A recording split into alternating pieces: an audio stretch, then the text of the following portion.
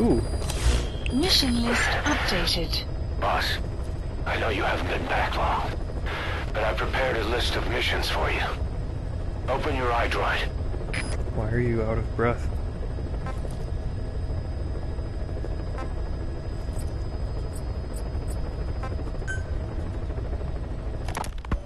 Ocelot. I hear they started calling you Shalashaska in Afghanistan. Oh, I don't want to listen to that yet. I'll listen to these. You were hospitalized in Dikelia, a British sovereign base area on Cyprus.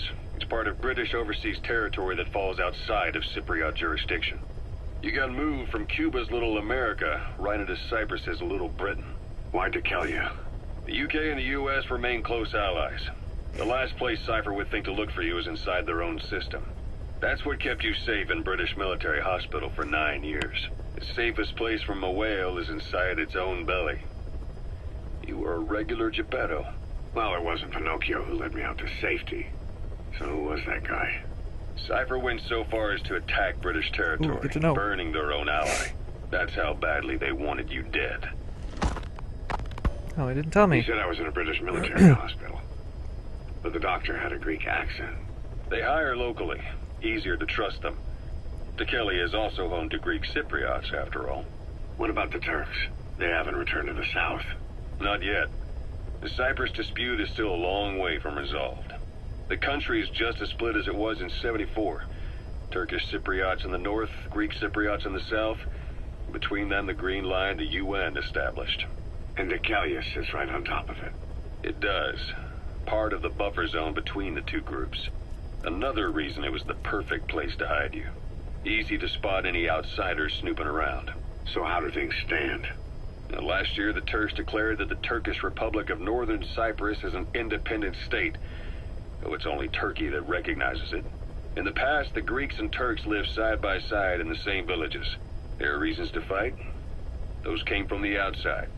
Greece, Turkey, Britain, America, they all had their own stake in pitting the two sides against each other. But once you spark something like this, it's impossible to control. Both sides build up grudges like debt, without the foresight to see that each act of revenge just fans the flames, and then it's too late for other nations to rush in with peace talks. The embers keep on smoldering. Each nation's arrogance only breeds anarchy. The world is paralyzed by this hunger for revenge. Cyprus is no different.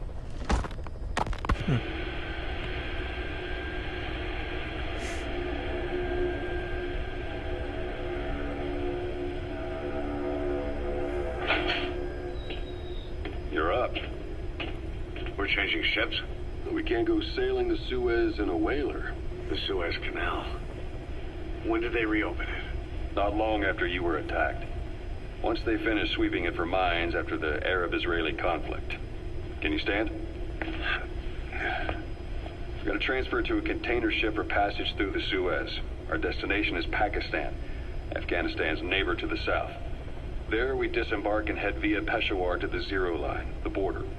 We'll travel to the Khyber Pass by road. And then? We continue on horseback. Afghanistan's main roads are under Soviet control. We'll need to go around them. It'll be all narrow, winding paths through the mountains. We'll do better on horseback. It's a local guerrilla tactic. They use the higher ridges to avoid air recons. Then they charge down the mountains for ambushes. The Soviets still haven't devised a counter-strategy. Our time frame is only half as much as we really need. It'll be a tough march. Better horses than boats. Well, it'll make for good physiotherapy. Take the time to get used to that new arm. While the Soviets have indicated they are not participating in the Los Angeles Olympics, primarily because the United States has made no attempt to guarantee the safety of the Soviet Union's athletes, the United States is increasingly demonstrating the belief that the issue has nothing to do with its preparations, and in fact this is retaliation for the Western nations' boycott of the previous Moscow Olympics. That concludes today's news.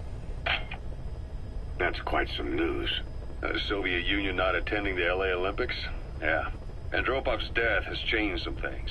They're calling it revenge for the Western boycott of the Moscow Olympics. Countries boycotted the Moscow Olympics? Yes. In protest of the Soviet Union's invasion of Afghanistan. Over 50 countries were absent. It's too bad I didn't get to see Yamashita's judo. When the 40th Army crossed the Amu River 4 years ago, détente went right out the window.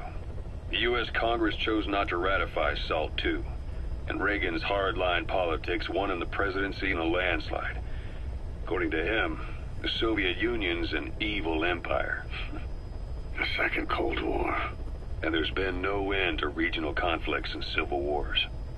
Lebanon, the Falklands, Grenada, Iran, Iraq. The story never changes. Egypt and Israel did sign a peace treaty. But then the driving force on the Egyptian side, President Sadat, was assassinated afterward. Apparently, his actions were considered a betrayal of his fellow Arabs. Islamic extremists? Yes. Fundamentalist extremists have been responsible for some bold acts of terrorism in recent years. We've had extremist students in Iran take U.S. embassy workers hostage, and suicide bombings in Lebanon. Over 300 foreign soldiers stationed there have been killed. The countries have yet to develop an effective means of dealing with terrorism. Afraid of losing their own men, they've pulled their forces out, handing private forces a golden opportunity. Private forces? Small armies with no national affiliation, working for the highest bidder. That's right, they got the idea from you. After Mother Base went down, they began spreading to meet the soaring demand. Miller's organization is just one of many PFs now. The entire world is after you. But at the same time, it needs you too. Miller told me about what happened in the Caribbean 9 years ago. You do remember Miller. You'd formed a private army with him. An army with no allegiance to a nation. I remember, but... I see. You're not sure what's fact and what's a fantasy caused by the coma. It's still all a mess, huh? All I can do is tell you the facts as they were told to me. I've gone easy on you up until now. But this is where the hard stuff begins. 1974, the year before you entered your coma. You were in Colombia, operating with a small unit of men. Basically mercenaries. Miller was among them. Miller was trying to find a way to turn his and your talents into a line of work. He was looking to start a business where you would fight on behalf of others around the world, those who needed military force. But the reality was, at that time, you didn't have enough gear to equip your own men. Then Miller came across this client. It was a huge job he was offering, but you had a shot at pulling it off. You accepted it and headed into Costa Rica. The client even threw in an offshore facility in the Caribbean. The Mother Base, that would be your new base of operations. Miller sure did have a head for business. As your mission went on, your unit grew and grew. More weapons, more money. Before you knew it, you were commanding 300 men. As the organization got bigger, your military powers swelled to match. It got so the international community couldn't afford to ignore you. You were just too damn successful for your own good. You, your men, had worn out your welcome. Everyone was out for you. East, West, First World, Third. It was only a matter of time before someone took you down. And that was XOF. Officially, they're an anti-terror unit under the CIA. In reality, they're Cypher's private strike force.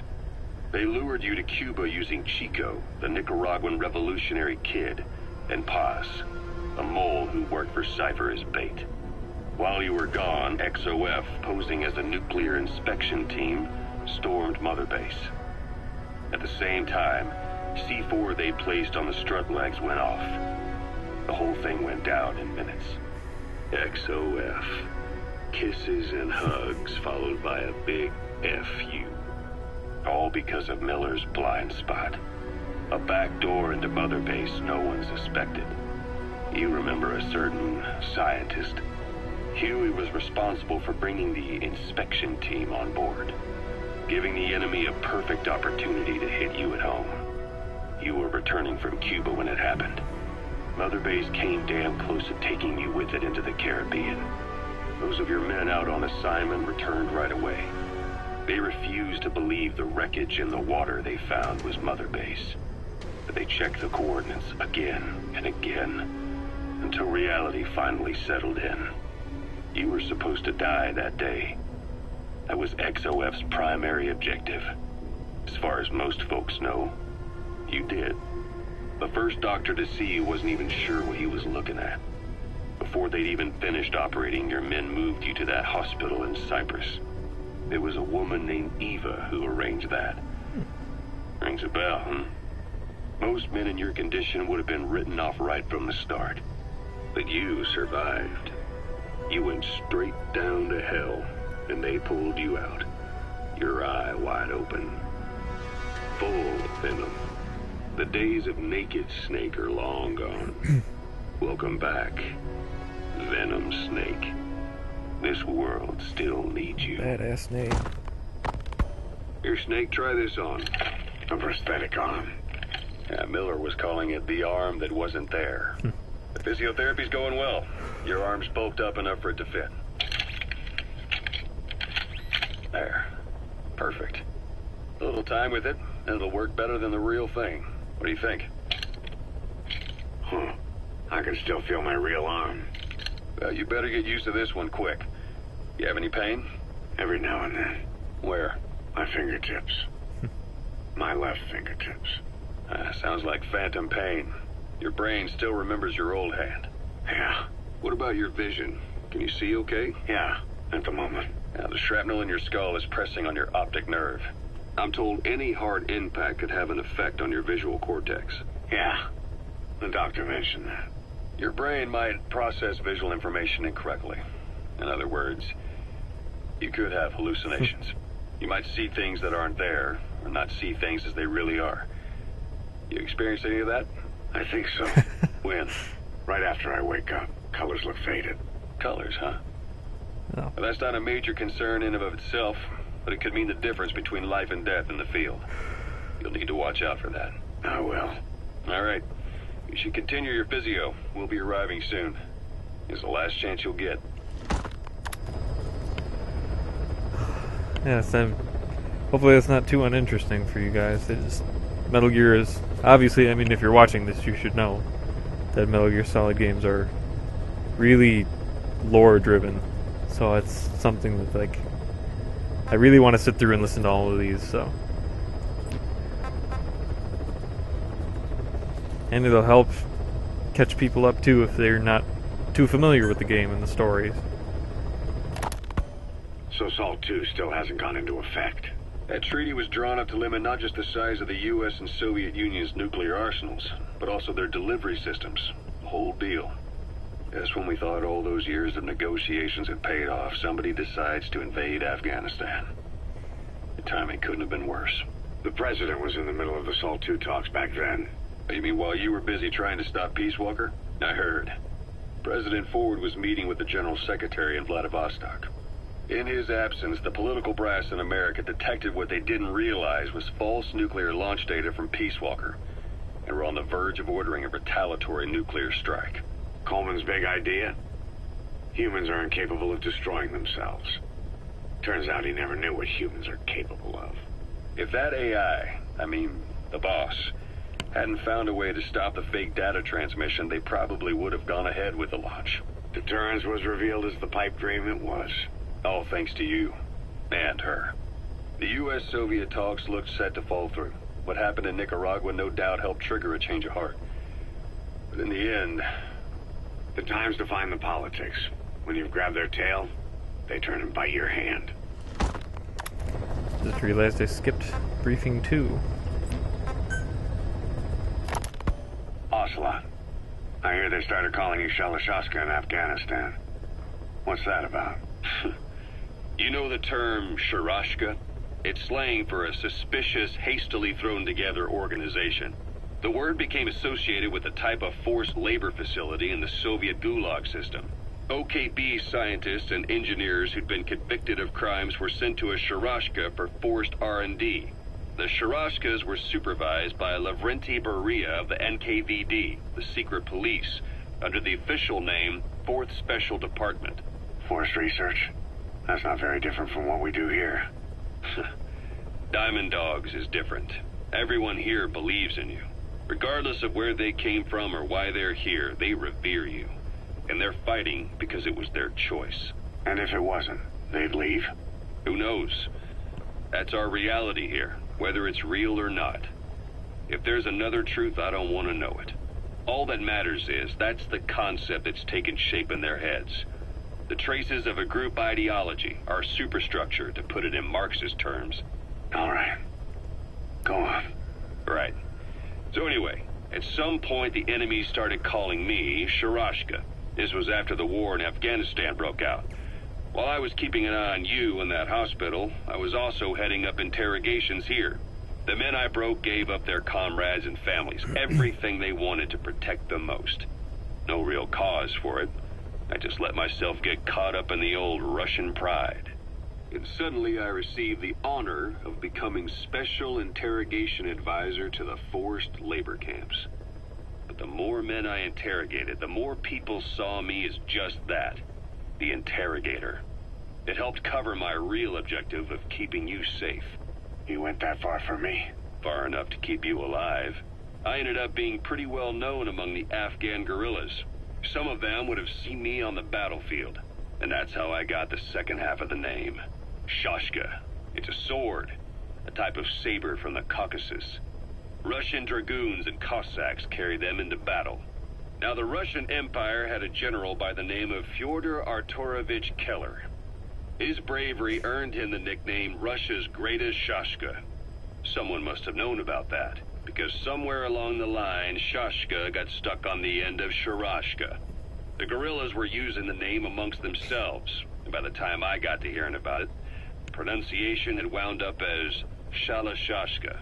So half Gulag, half Hero Sword is a perfect fit. But you see how rumors and ideas about people can get out of hand fast. Once you create a character and put it out there in public mind, it warps and twists with every baseless rumor. And before you know it, all people see are phantoms. In my case, it works out just fine. I'm plenty used to working under aliases. What I find interesting so far is that they haven't really gone into anything about him really recognizing Revolver Ocelot. Just that he's there, but that he's somebody that was there to protect him, which is interesting because if you played Snake Eater, Metal Gear Solid 3, that's the first time that Revolver Ocelot appears in the lore, and he's just like, he's in his 20s or something, so it's been like 20 years since he's seen him, according to what's been shown in the game, so it's just kind of interesting to see how things have been going.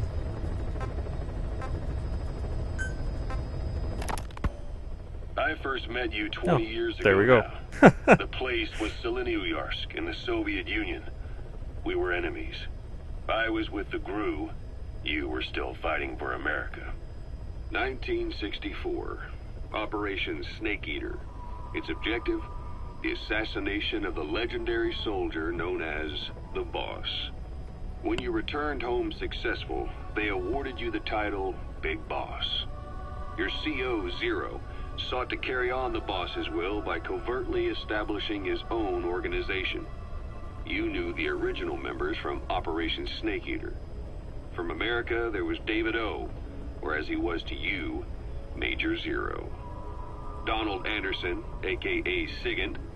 Dr. Clark, who went by paramedic during the operation. And the fourth, you. From China, there was Eva. And me, Ocelot, from the Soviet Union. 6 in total. To us, government notions of friend and foe were meaningless. As were East and West, we joined forces by our will alone. Our objective was to fulfill the boss's dying wish, to make the world one. And to do it, Zero used the Philosopher's Legacy, the secret war fund you obtained during Operation Snake Eater. This organization would go on to become Cypher. I, on the other hand, was left with the problem. You only recovered half of the legacy. I had to locate the other half myself. When I found the funds, I passed them on to Zero, just as you wanted. I still trusted him in those days. We thought what he was doing was the boss's will, until he started that one project. Les enfants terribles, Zero called it. You parted ways, as did Eva, leaving only Anderson and Clark still with him. I maintained limited contact, although truth be told, we were just keeping tabs on one another. The reason was always you. After you returned to the Army and created Foxhound, you left America. For a time, even I'd lost track of you. I'd imagine Zero did too. You always were the best when it came to hide and seek. Zero created Cypher, an information network to tap into every corner of the globe. Woven together, Cypher's arteries make the world just one big organism. And that's not all. It also monitors the thorn in Zero's side. That's you, tracking your coordinates wherever you might go. The further you strayed from your roots, the larger Zero became. It's as if he was trying to close the gap between you. But before long, he disappeared from public life. Only a few people had direct contact with him. For a time, I was one of them. Then a year after you fell into your coma, he slipped out of sight entirely. Since then, nothing.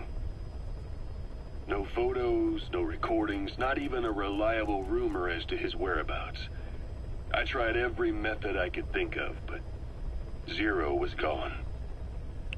Freed of his control, his creation, his power continued to grow. Cypher is a great beast, and Zero was its spine. But even without him, it's endured, evolved. But now its body is rotting, riddled with parasites. Parasites like the ones who attacked you 9 years ago in the Caribbean, and then at the hospital. Cypher's Black Ops Unit, XOF. They learned where you were, and came to wipe the slate clean. Yeah, I mean, it's a little late at this point since you've seen a lot of or a good chunk of the game at the beginning so far anyway. But if you haven't played the other games, I'd highly encourage you to play Metal Gear Solid 3, and at least Metal Gear Solid 3 and Peace Walker to lead up to this point. Because it'll help give a lot of background info on what's going on, and also they're both just phenomenal games, so well worth your time. But let's continue with the tapes. Christmas Eve, 1979. The Soviet Union rolled into Afghanistan. Muslims had revolted against the Soviet-friendly regime established the year before. The DRA forces could no longer contain it themselves, so the Soviets went in to intervene. The Afghan government was powerless and fraught with infighting. They lost the hearts and minds of the people, and that alarmed the Soviet leadership. With the Islamic Revolution happening in Iran, the Soviets felt they had to act fast or risk the spread of Islamic revivalism. A superpower, sending a motorized rifle division against men on horseback with antique rifles. Everyone thought it'd be over in an instant. Only it wasn't. Some Muslims made their fight a jihad, a holy war, and began a guerrilla campaign on all fronts. A war of attrition. These fighters call themselves Mujahideen. They're being supported by the West through Pakistan. That's why Miller was involved. He was training them near the Zero Line, sponsored by the CIA. The war has become a nightmare for the Soviet troops stationed here. They thought they'd be headed home in 6 months at the most. Then a year passed. 2 years. Now here we are 4 years on with no exit in sight. Afghanistan has become the Soviet Union's Vietnam. The Soviet troops on the ground want to go home, but at least they have homes to go back to. The Afghans have lost theirs.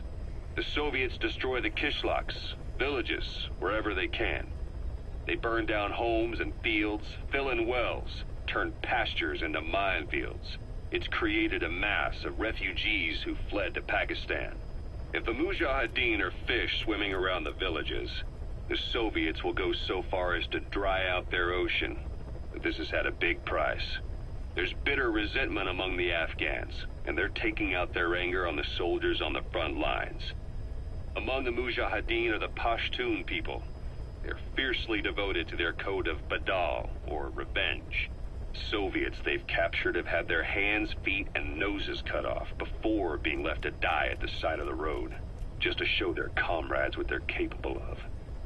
Friendlies who come across them can do nothing but put them out of their misery. Then they burn down another village in retaliation. And the cycle of vengeance goes on. Jeez. Here we go. We'll learn more about this crazy guy. Snake, I wanted to ask you about the man on fire. So he wasn't a What do you hallucination. remember from the hospital? Anything we can use? Well, he took off the moment the sprinklers started up. Sprinklers? The fire system? And when he got sprayed with water from the burst pipe, it slowed him down. When we escaped on horseback, he wouldn't cross the river either. And then it started to rain. And he disappeared. Water against fire. Is it that simple? I mean, it makes sense. It's just hard to believe it would work on a guy like that. Side ops list By updated. connecting your iDroid to the onboard computer, you turn the chopper into your own Aerial Command Center, or ACC. Some elements of staff assignment and R&D of weapons and items can only be performed from there. Take as long as you need to consider all your options. Okay. Oh, there's a whole bunch.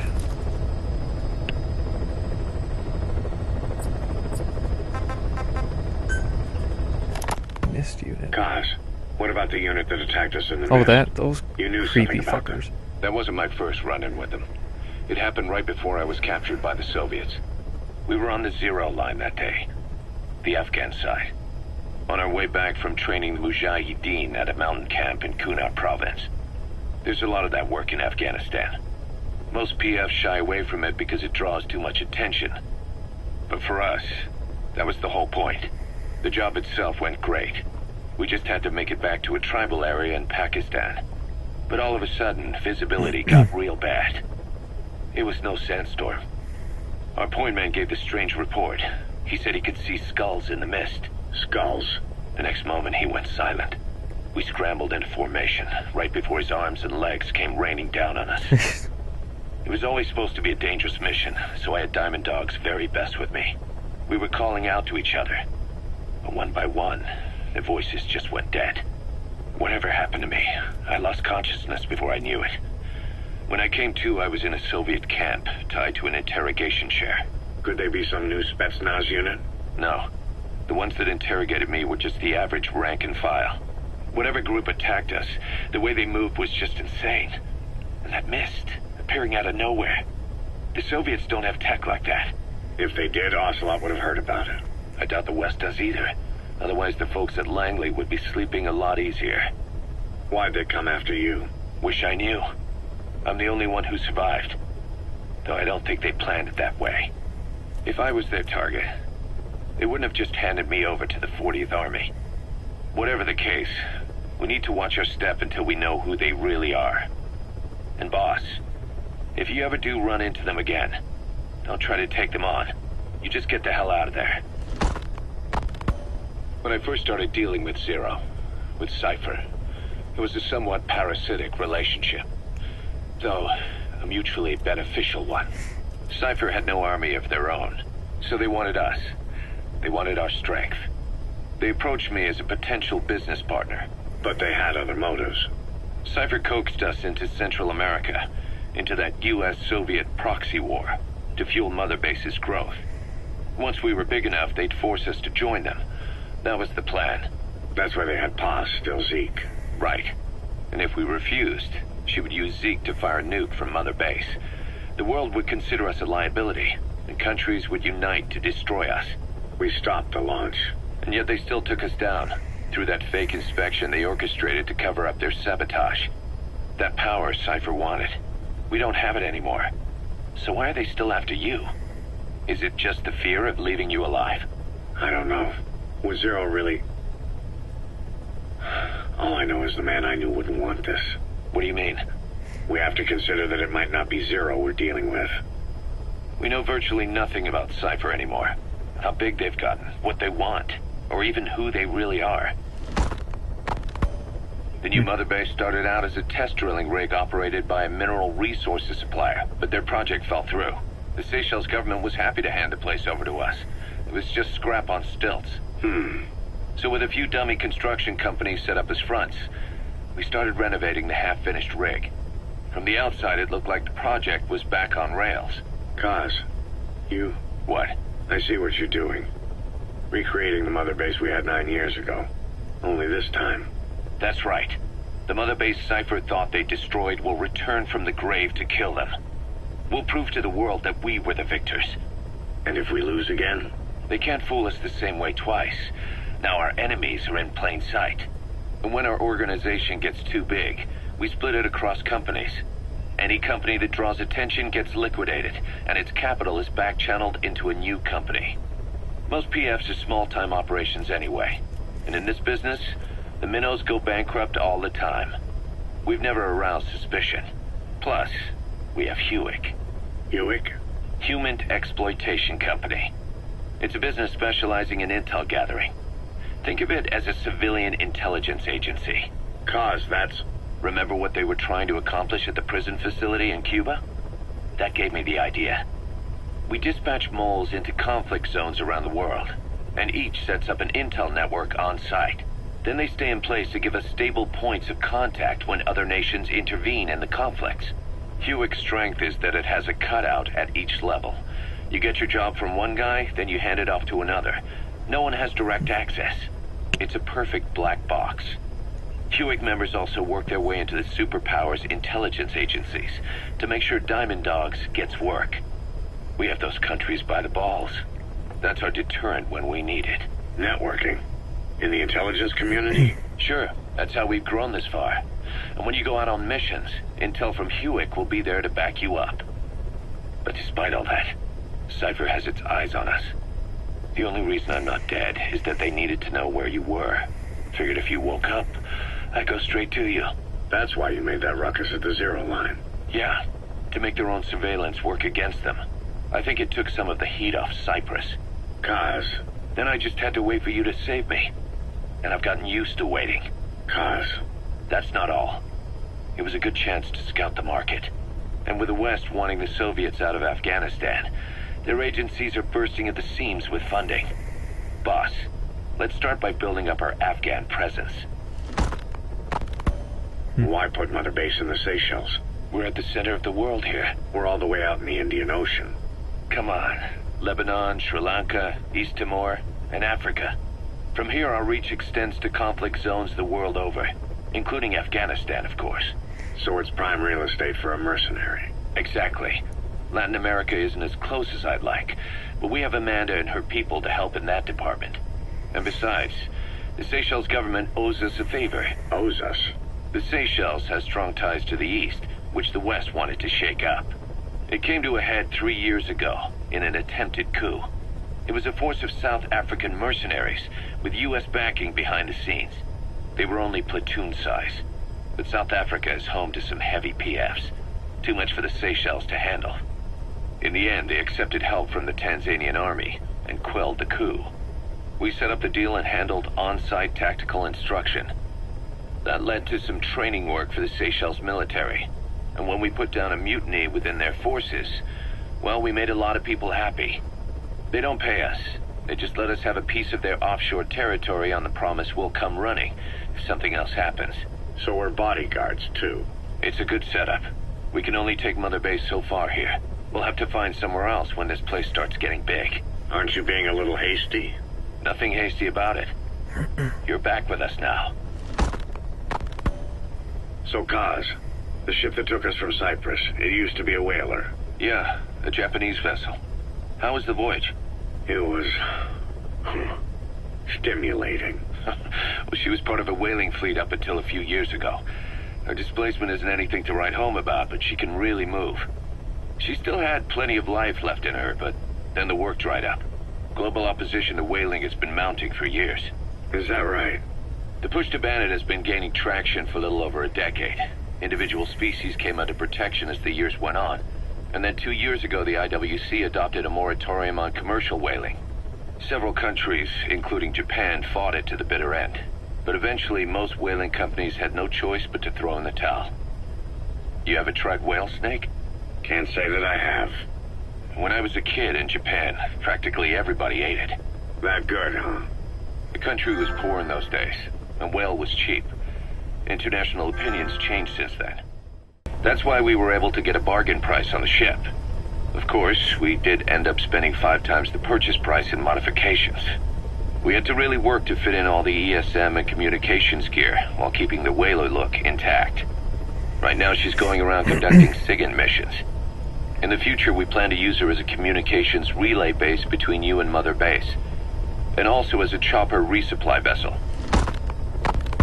Diamond docks. The word diamond originally comes from the Greek adamas. It means indomitable, unyielding.